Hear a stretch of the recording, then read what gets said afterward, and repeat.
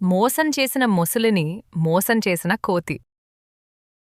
అనగనగా ఒక ప్రశాంతమైన నది తీరంలో ఒక పెద్ద చెట్టు నిలబడి ఉండేది. ఆ చెట్టు మీద ఒక తెలివైన కోతి జీవించేది. రోజూ రుచికరమైన పండ్లు తింటూ ఆనందంగా ఉండేది. అదే నదిలో ఒక మొసలి ఉండేది. ఒకరోజు మొసలి చెట్టు దగ్గరికి వచ్చింది. కోతి దాన్ని చూసి, స్నేహితుడా, పండ్లు తింటావా అని అడిగింది. ఆ రోజు నుండి వాళ్ళు మంచి స్నేహితులు అయ్యారు.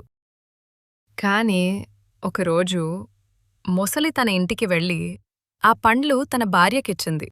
మొసలి భార్య ఆ పళ్ళు తిని ఇలా అనుకుంది. ఈ పళ్ళే ఇంత రుచిగా ఉంటే రోజూ ఆ పళ్ళు తినే ఆ కోతి గుండె ఎంత రుచిగా ఉంటుందో.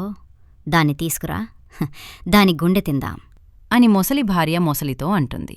మొసలి కాస్త సందేహపడింది, కాని చివరకు అంగీకరించింది. మరుసటి రోజు, స్నేహితా, నా ఇంటికిరా అని కోతిని ఆహ్వానించింది. కోతి కొంచెం అనుమానపడింది, కాని చివరకు ఒప్పుకుంది. నది మధ్యలోకి వెళ్ళిన తర్వాత మొసలి కోతితో, నా భార్య నీ గుండెను తినాలని కోరుకుంటుంది అని చెబుతోంది. కోతి ఒక్కసారిగా అవాక్కైంది. బాగా ఆలోచించి మొసలితో ఇలా అంటుంది. అవునా? అయ్యో, నా గుండె చెట్టుమీదే వదిలివచ్చాను. మనం తిరిగి వెళ్తే చెట్టుమీద నుంచి తెస్తాను అంటుంది. మొసలి అది నిజమేనని నమ్మింది. చెట్టు దగ్గరకు చేరగానే కోతి వెంటనే పైకెక్కింది. ఓ మూర్ఖుడా అని కోతి నవ్వింది. ఎవరు తమ గుండె బయట పెట్టి వస్తారు?